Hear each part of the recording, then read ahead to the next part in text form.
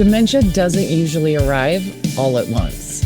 It comes in pieces: a forgotten word, repeated question, a personality shift, a stumble, a hard day that suddenly becomes the new normal. And one of the hardest parts, just when you adapt to one version of your loved one, the disease changes things up again. Today, we're talking honestly about the dementia progression realities that families often aren't prepared for. What changes can happen physically, emotionally, mentally, and specifically some of the things that I've experienced personally walking through vascular dementia with my mom. Today's episode is brought to you by Casa de Confidence Productions. Julie and Dan Collins are the kind of team every podcaster dreams of. They're incredibly talented, helping your voice to come through clearly and confidently. If you've ever thought, maybe I should start a podcast, reach out to them at casadeconfidence.website and have a conversation about what that might look like.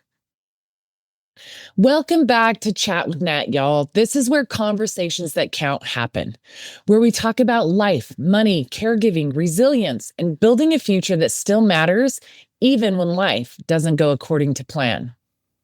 You know, every dementia journey is different. Symptoms vary by diagnosis and by person. This episode is not medical advice. The goal here is to provide awareness, preparation, validation, and support for people who are walking a caregiving journey with a dementia-diagnosed loved one. So let's start with a little bit of an educational foundation here. Dementia is not just one disease. It's actually an umbrella term for conditions that affect memory, reasoning, communication, mobility, personality, and physical function. The four most common types of dementia are Alzheimer's, vascular dementia, Lewy body dementia, and frontotemporal dementia. Now, I am not going to deep dive into the differences and the descriptions of each of those today. You're welcome to reach out to me. There's an amazing book I found and read, and I should have brought it up to record this episode with me, and I didn't, but it's an amazing book that walks you through all those different differentiations and helps you to understand better the specific diagnosis your loved one might have received. So you can reach out to me on Instagram, send me a DM, or through the link in the show notes, and I'm happy to provide you the name of that book. What I want to talk about this week is, in general, the realities of dementia and how it progresses. And I'm going to be tying in specific things with vascular dementia because that is the diagnosis my mom has. So that is where I have the most experience, and that is where my reality lives. Right now, nearly 7 million Americans are living with Alzheimer's or other dementias, and that number is expected to continue rising dramatically as the population changes. Now, with vascular dementia specifically, progression can sometimes feel less like a smooth decline and more like steps downward after events like a stroke, an infection, reduced blood flow to the brain. So you may have, and this is what we experienced, definite cognitive decline, memory issues, slow decline in physical abilities for an extended period of time. And then out of nowhere, boom, something happens and there is a very significant decline. And if you've listened to some of my past episodes over the last few months, I talk about what this has looked like the last 6 months for my mom and for our family. Okay. Now, before I jump into the body of today's episode, I want to talk about the importance of families being prepared financially for retirement, but not necessarily for progressive cognitive decline. Okay. So retirement is one thing. The care that you may need as you age or receive a significant diagnosis during that time frame, or for some people, early onset diagnosis, right? That is what it's so important to prepare for in addition to retirement. There are things like home modifications, medical equipment, caregiver time off, in-home help, adult diapers and supplies that you're going to need, transportation to and from appointments, hospital beds in your home, specialized nutrition, and long-term care potentially. In our journey alone, we've had to adapt constantly as my mom's needs have changed from the time they moved here until now. So 3.5 years. Very significant, intense things needed this last 6 months. But even about 6 months after my parents moved here, we did a full remodel of the bathroom that my parents used to make it safer and more comfortable for my parents.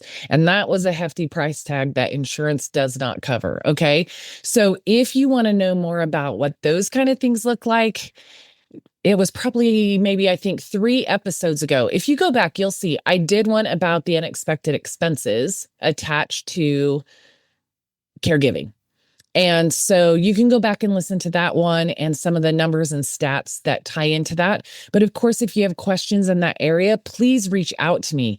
I am a wealth strategist. And one of the things I do is help people to confidently plan for retirement and all of the unknowns that could come along with it.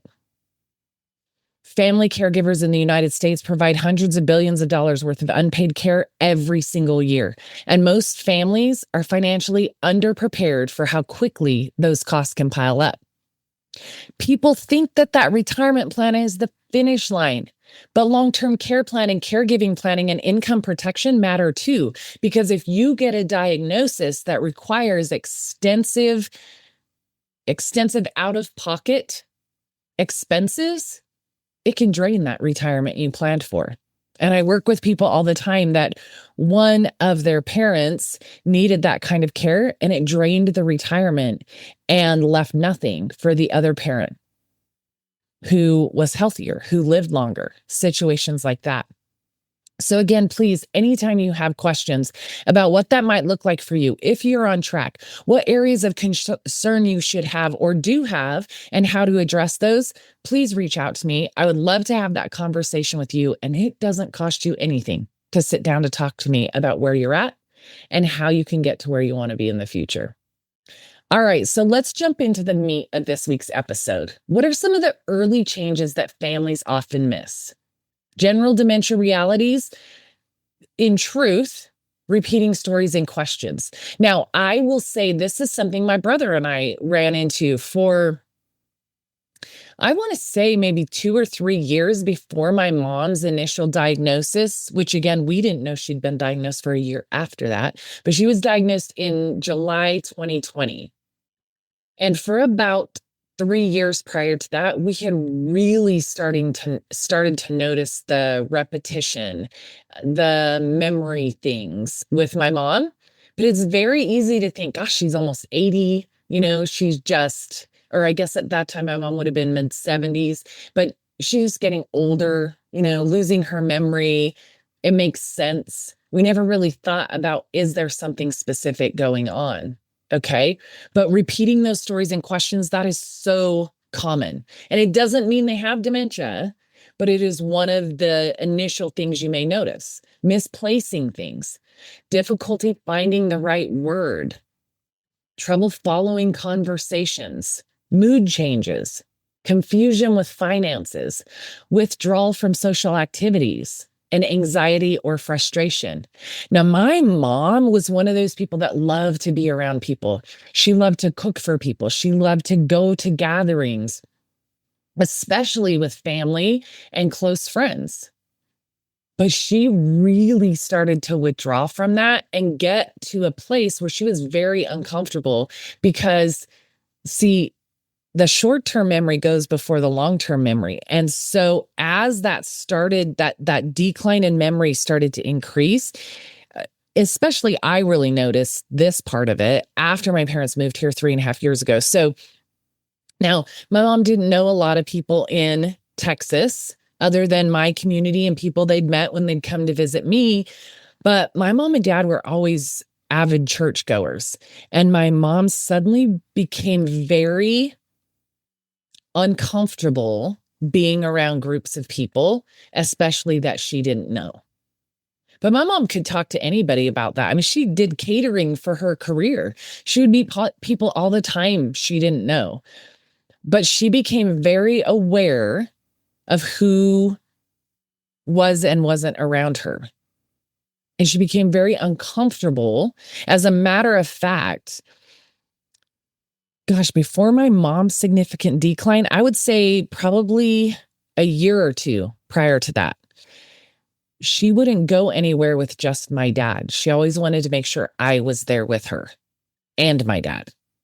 Right. So it's not that she didn't want to be with my dad. She didn't want to be only with my dad if they left the house. She wanted to make sure that I was there. Okay. So sometimes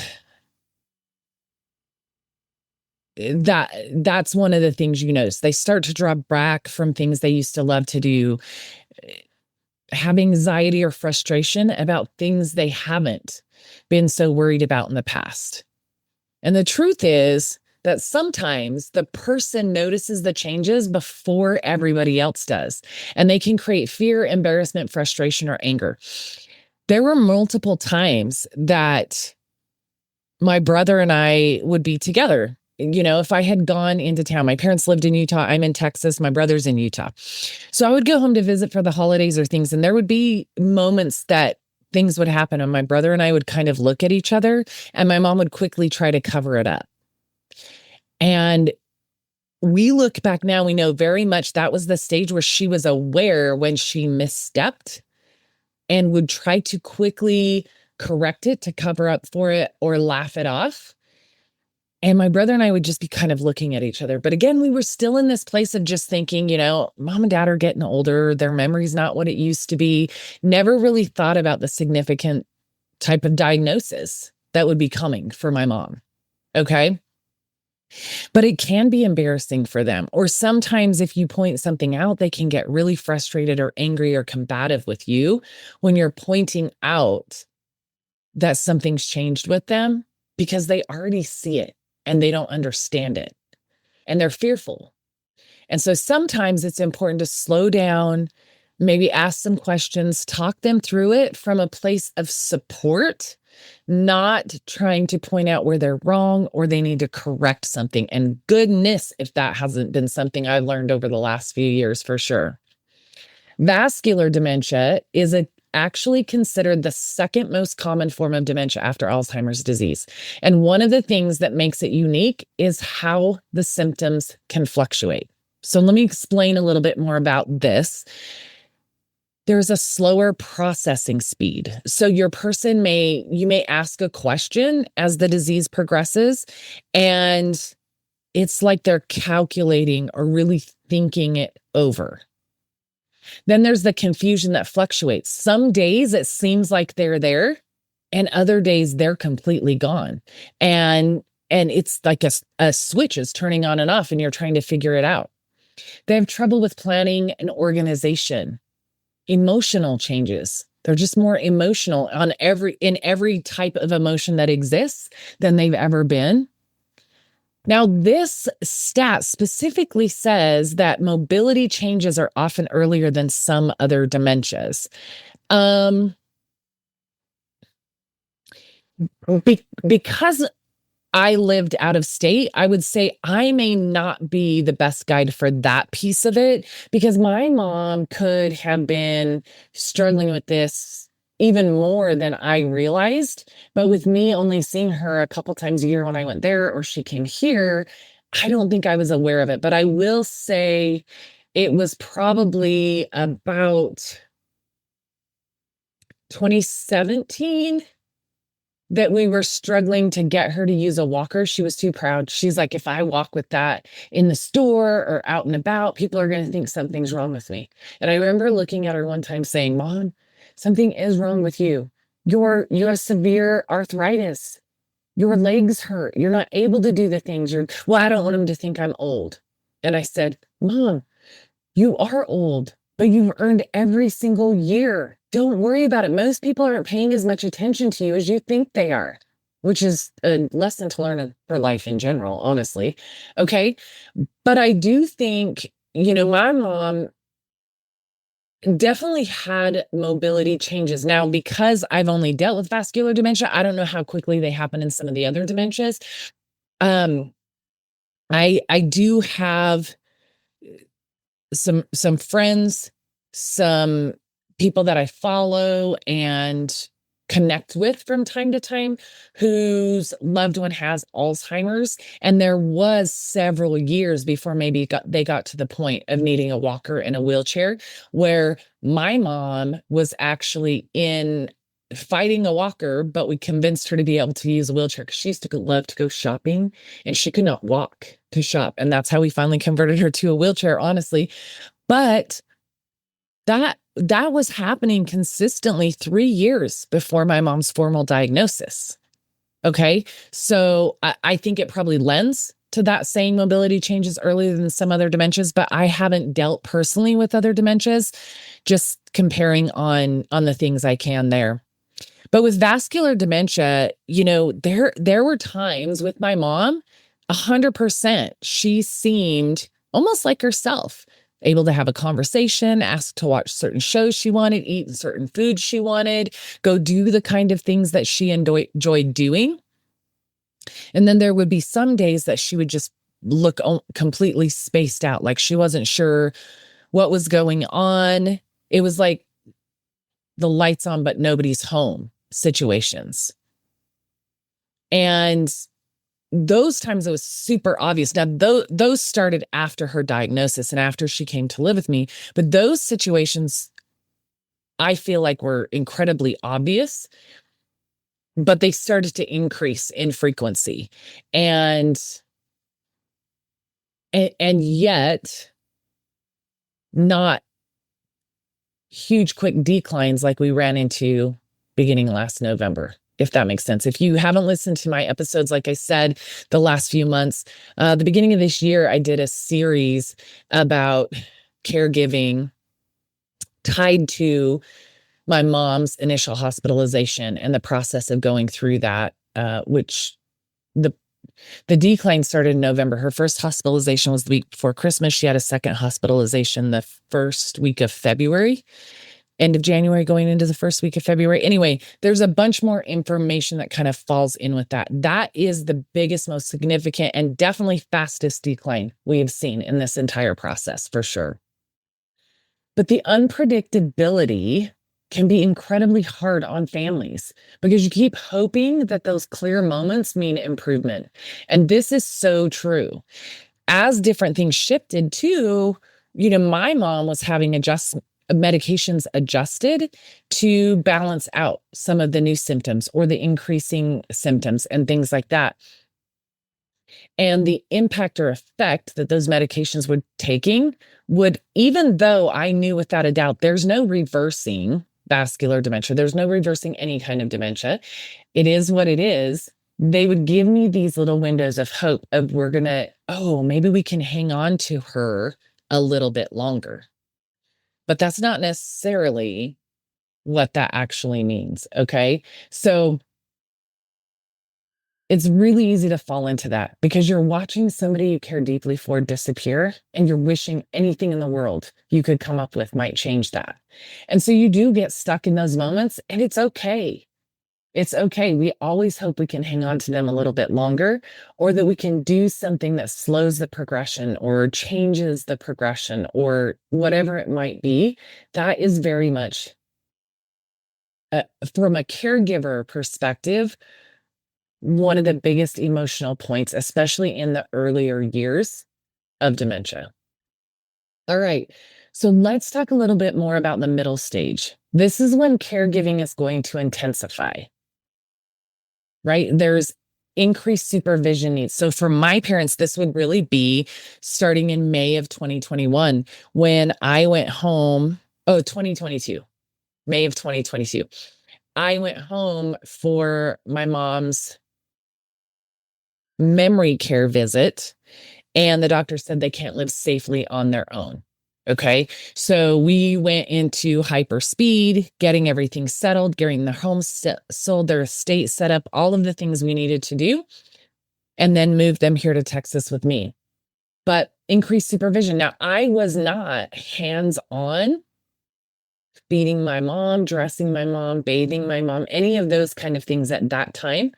But they needed somebody there to keep an eye, to make sure they were safe, to get them away from a home that was literally covered in stairs, which was a huge fall risk, right? And the fact that they couldn't help each other if something happened. Then you have medication management. Now, my dad, for the first couple of years they were here, was managing both of their medications. I was just double checking everything and keeping track of when we needed to refill things. But for the most part, he was still managing that for them both. I took that over probably about a year ago. And then safety concerns are, I mentioned earlier in the episode, we redid that bathroom in my house. My mom caught her foot stepping into the bathtub shower combo one time and almost fell. And it scared her so much she didn't want to take a shower.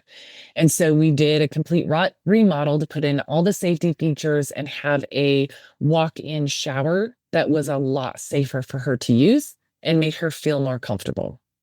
Wandering risks. Now, this is not one we have dealt with my mom, other than in the house, right? She would get up in the middle of the night and wander into the living room or holler for somebody to get up and pay attention to her or whatever. We didn't have wandering outside the home risks with my mom, but that is a pretty big risk for dementia patients. Difficulty dressing and bathing.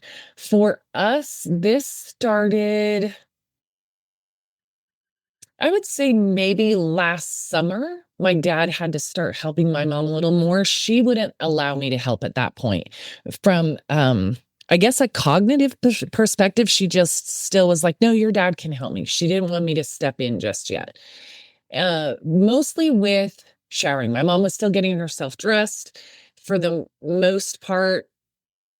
Well, no, about 9 months ago, she was still walking up to the living room on her own, things like that. We were still really only needing the wheelchair when we were out of the house. So it was really just showering that my mom needed support in that started last summer. Sleep disruption. We definitely started to see that shift about a year ago now. So mid to late spring of 2025, we did some medication changes. It helped level that out for us. But you're going to see appetite changes, sundowning, personality shifts, and increased caregiver stress. Those last four, well, add that sleep back in there because we got her to a pretty steady place last spring. But sure enough, in November, the lack of sleep was a huge issue. Appetite changing, not wanting to eat, sundowning, having her days and nights backwards, the personality shifts, extremely aggressive and combative. And of course, that led to increased caregiver stress, 100%.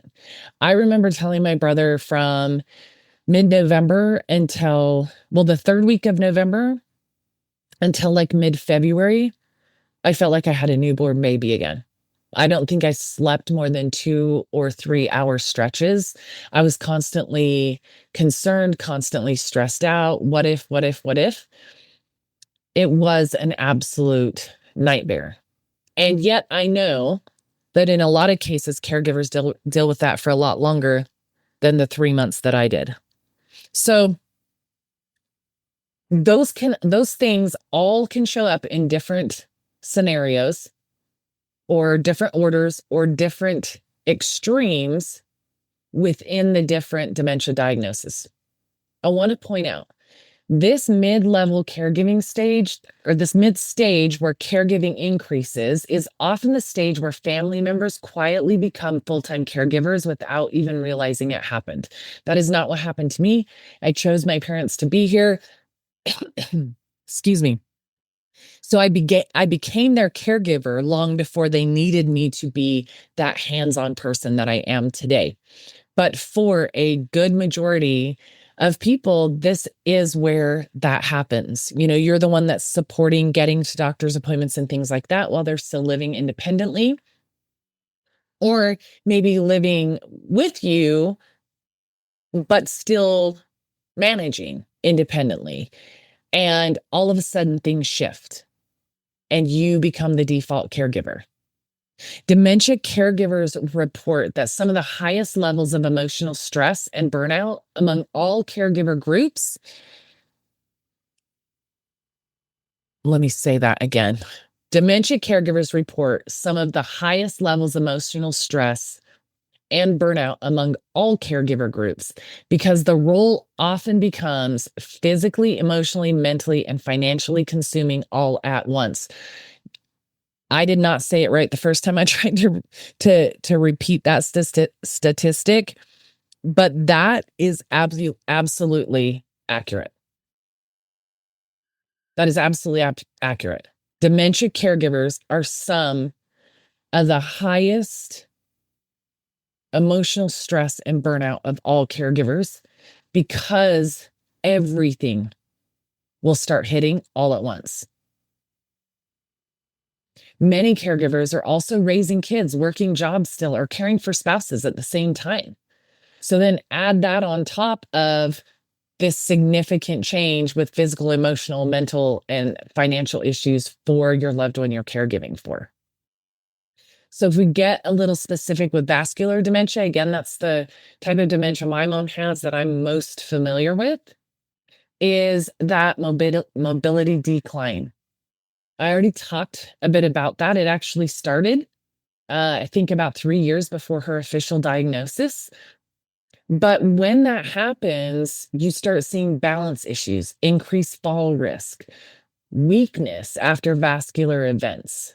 Like just, now my mom she'd been to the ER once for a UTI, probably coming up on 2 years ago now, but that was really it as far as medical events, any kind of change in that area that we ran into. Nothing significantly vascular. And even with her back-to-back hospitalizations in the last 5 months, we were told they saw no new stroke activity. However, a significant decrease in frontal lobe activity, which the first hospitalization we told normally does not accompany vascular dementia. But the more research I've done since she was hospitalized the second time, and the second time we actually met with neurology because she had fallen and there was a head injury involved. So they wanted to check her for seizures. So with meeting with neurology, they actually told me it absolutely is a change. And so in vascular dementia, for my mom, that is where we saw her temperament completely do a 180 and throw us on our heels in trying to figure out how to navigate, even getting her dressed, fed, anything like that. Okay. Difficulty sequencing tasks.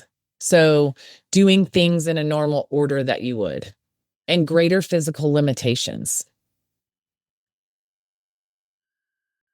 Some of the other things that come up that need to be dealt with is transfer assistance. Again, for us, this all happened in the last 6 months now. November, it's May. Yeah, so 6 months, okay?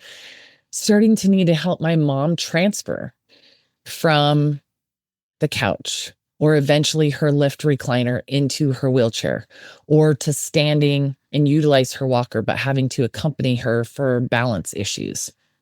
Utilizing a standing frame. Man, we had the coolest standing frame. I was so in love with that thing, but my mom seemed to be on a very fast trajectory of physical decline over the last 6 months. We went from helping her to stand out of a chair, sit in her wheelchair, but again, she was still getting herself dressed and things, to we now had to lift her to get her in there,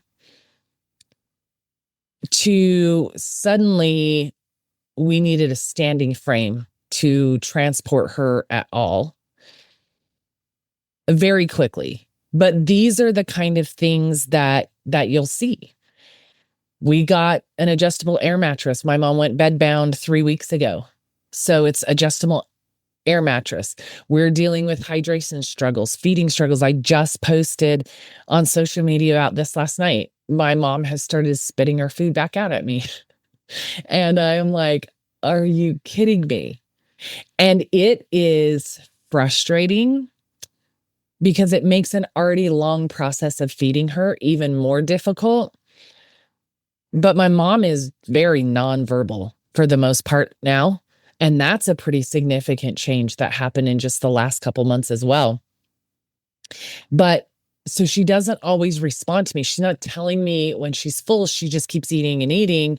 And sometimes 3 bites in, and she's trying to hold her teeth together and not eat anymore. And I know she needs protein. She needs sustenance. She needs to stay hydrated, all of those kind of things. And so navigating ways to deal with that. I mean, I have sang the songs to her that I used to sing to my son when he was a toddler. I've tried the airplane trick with feeding her, you name it, I've done it. And I have felt extreme frustration in many moments, which means I walk away and feel a ton of guilt for being frustrated because she can't control it. She doesn't even know she's doing it. That pressure sore vigilance, I have talked about that a ton. Oh my gosh, pressure sores are going to be the bane of my existence. I feel like that's going to be the thing I struggle with most. Now I've got them under control, but my vigilance to maintain no pressure sores, that's going to be it right there. And then, of course, additional adaptive equipment, including her clothing that we use for her. If you didn't know, you can get on Amazon and search adaptive clothing for seniors and find the most amazing gowns and even pants and tops and things like that for your loved ones. So if you're in a place of needing to adjust their clothes for ease of getting dressed, etc., check it out. The first time I ordered gowns for my mom, I didn't even think of that. And then I was struggling dealing with getting them on and off of her in the bed. And I went to order something or look for something a little bit different. And all of a sudden the word adaptive popped into my head, and I looked it up and I was amazed at what's available. It has made my life a ton easier. But one of the biggest realities for us has been how physical vascular dementia can become. Not just memory loss, but mobility changes, the weakness, the swallowing, and needing more hands-on care. 100% hands-on care at this point for my mom. She is not able to get out of bed. We're actually waiting for the approval through insurance to come through to get us a Hoyer lift so that I can get her out of bed and into her recliner, maybe even out on the patio for some fresh air here and there. But for 3 weeks, it has been, well, even before that, I was feeding her, I was transferring her, I was getting her on and off of the standing frame, all of the things. But it is every component of that hands-on care now, for sure. Unlike some dementias that begin primarily with memory symptoms, vascular dementia often affects mobility, balance, and physical functioning much earlier in progression. This I would agree with. Remember, I was saying it was probably around 2017. We were trying to get my mom to utilize a walker. We ended up getting her to use a wheelchair when we were out and about for long periods of time. Then she didn't get diagnosed with dementia because of the increased memory and cognitive functions until, or the decreased, I might have said increased, the decreased memory and cognitive functions until 2020. So for my mom, it was that physical decline. But to be honest with you, my mom has very severe arthritis. And so I think a lot of what we were seeing, we were just attributing to that because there wasn't memory function. Now, my brother and I saw some things 2018, 2019. We're like, what? Oh, mom's getting older. She's losing her memory type thing. But it was definitely physical first. So let's talk about the feeding, hydration, and physical changes a little bit more. Okay, when you're talking about in general with dementia, the progression realities here, maybe forgetting to eat, loss of appetite, swallowing changes, food texture and sensitivity, weight loss, the risk of dehydration, and medication resistance. I think that is probably pretty across the board with dementia. It definitely falls into the vascular dementia category. But no one prepares you for how emotional it feels trying to convince somebody you love to take one more bite or one more sip of water. I have been in tears more than once because I'm doing everything I can and I know how important it is. And look, one of the things I've shifted is I'm going in there every hour. And if I can get 2 sips of liquid in her, it's a win. but I can't wait for meal times, or I can't go in and just do it every couple of hours when I rotate her. I have got to be more diligent, which requires more attention, scheduling, and organization for sure. Now, swallowing and hydration challenges become increasingly common as dementia progresses, which is one reason caregivers often become hyper vigilant about nutrition and fluid intake. 100%. 100%. It is so important that you're paying attention to their ability to swallow, and I've learned even more of this the last few months working with our home health team. And there's the speech therapist is the one who actually does the swallow tests, deals with all of those kind of things. And we have had great support with this.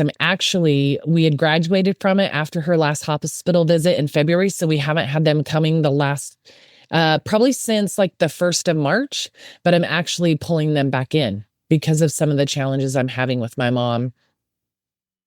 She's gone to straight puree diet. And so we were doing pretty good for about a month. And then we're starting to have issues. So I want to make sure there's not anything there we need to be concerned about, anything else we need to adjust and address that accordingly. So for specifically vascular dementia, here we go. Spitting the food out, holding liquids in their mouth, not wanting to swallow, needing thickened liquids. This is something I just started this week with my mom, thickening their liquids, crushing the pills. Yes. That started this last month as well. Trying different cups and straws, every single kind. One day something works, the next day it doesn't. And so I'm just constantly rotating through what's working today to get mom hydrated. And overall exhaustion around the nutrition and hydration. Here's the thing though, she won't eat it all for my dad. So your loved one may just test you by making you the only one who can get him to do it. Right now, that's where my mom is at. She won't eat for anybody but me. And yet, it is a trying experience to step through that process. What used to take me about 30 minutes after going bedbound has gone to about 45, sometimes an hour. And so adjusting my schedule for that is really important. You start becoming part caregiver, part detective, part nutritionist, part negotiator, just trying to keep them hydrated. Why? Because one of the worst things that can happen is a UTI. The level that can decline my mom is absolutely insane. And I do not know if that is across the board with all memory care. I think it does have a pretty strong impact because I know the groups I'm in, the people I talk to, the people I follow, the conversations I have, everybody is so hyper focused on those UTIs and hydration. And so I do think that in general infections across the board with dementia, I'm not a doctor, so do the research for the type of dementia that your loved one has. But I know for my mom, every time she's had a UTI, we have had a significant shift. Okay. So when something that used to be automatic suddenly becomes very difficult, it can feel absolutely heartbreaking for everybody involved. Now, my mom cognitively is not aware of that, or at least to the point where you can notice it anymore. But I really don't think she's aware of any of those things she's doing.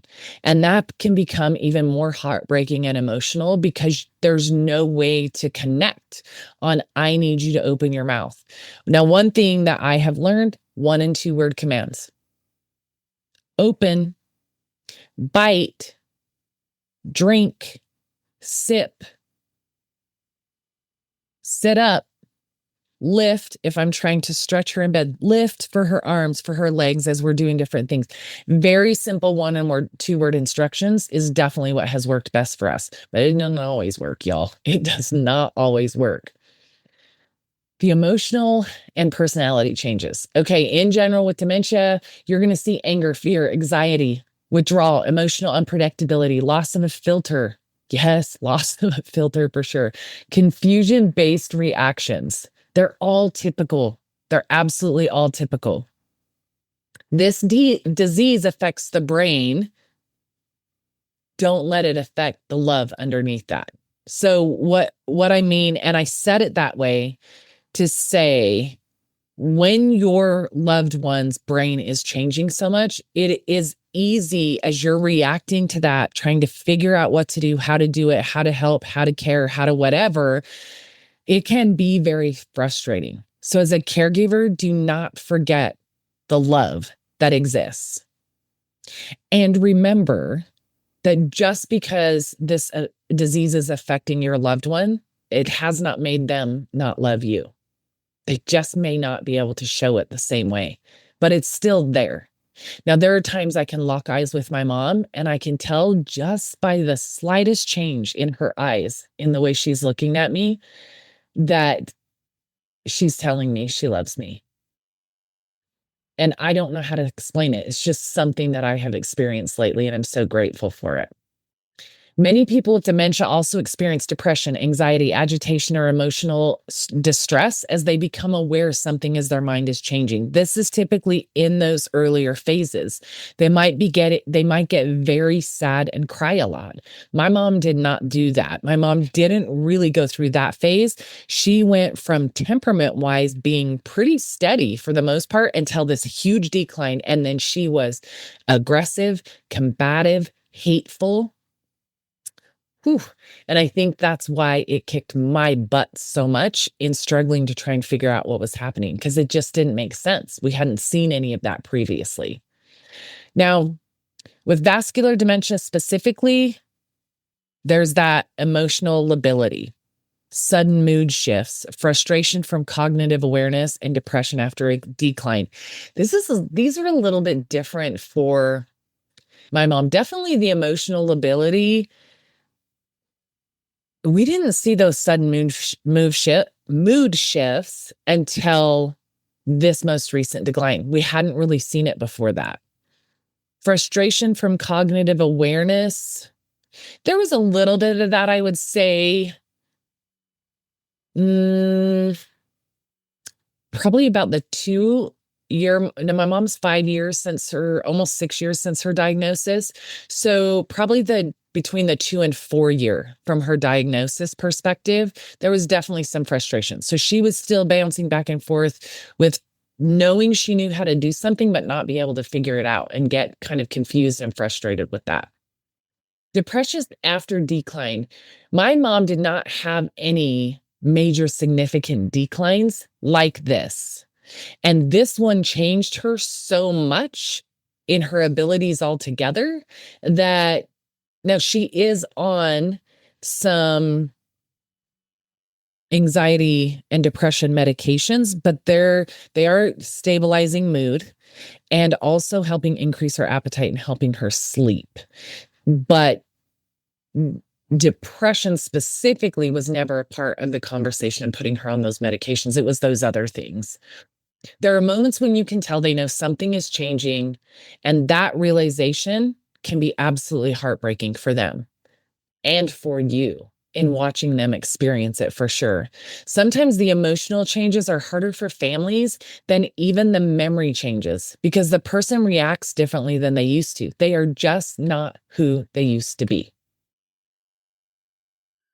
And then I want to talk also about the hidden grief in dementia. I did an episode a couple weeks ago about anticipatory grief that might be one of my most emotional episodes I've ever done, both for me, my own opinion of it and the experience of it for me, but also the feedback I've gotten from listeners who watched or listened to that episode. But that's a huge one. Grieving in layers. It is happening right in front of you. And whether you realize you're grieving or not, you are. It's not the kind of grief you normally have or would expect, I should say.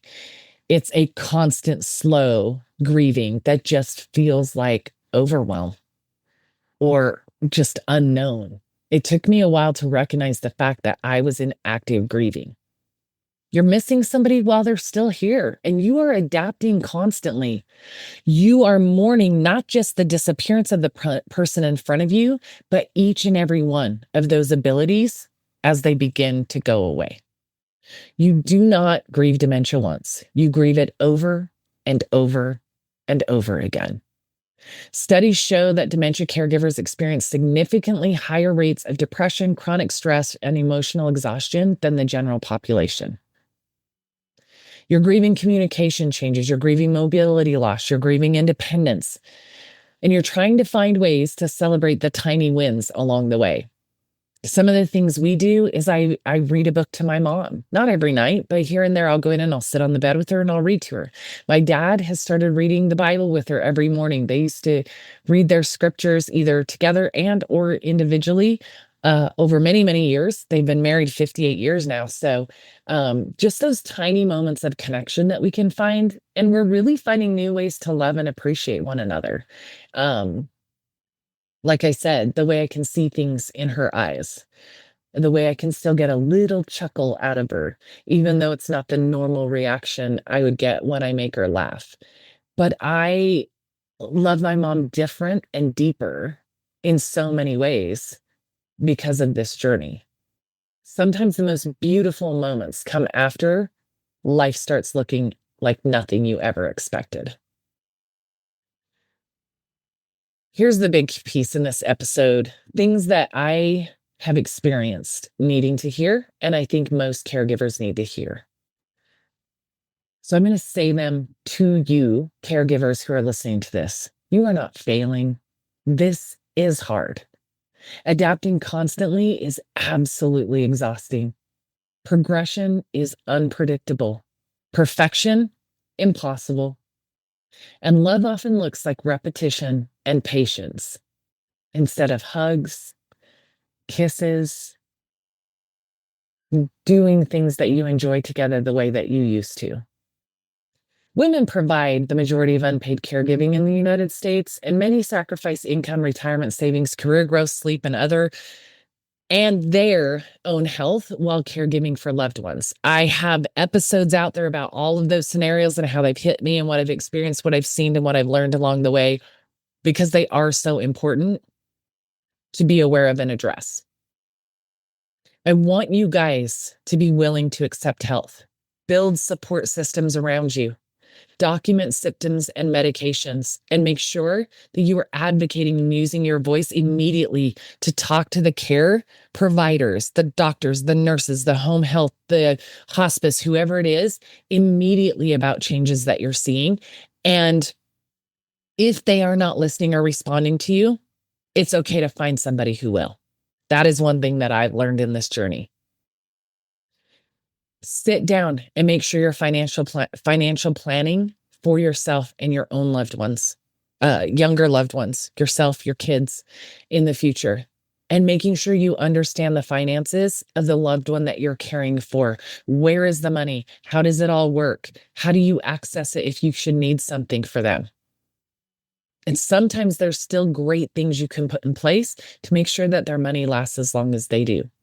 You cannot pour endlessly from an empty cup and still expect yourself to function well. It is absolutely a priority, a necessity that you are protecting your health as a caregiver as well. And if you are not a caregiver, but you know someone who is, please encourage them to focus on their overall health. Because if something happens to them, what happens to their loved one?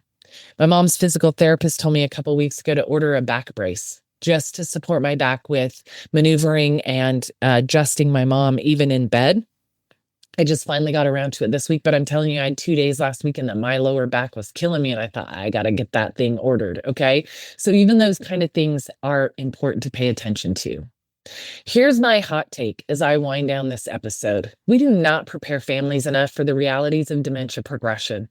People tell caregivers to take it one day at a time while they're managing medications, hydration, finances, grief, mobility changes, exhaustion, and heartbreak simultaneously. And as a caregiver, there are times that I have people saying, oh, just take it one day at a time. You'll figure it out. And I'm going to scream and pull my hair out, and their hair maybe too.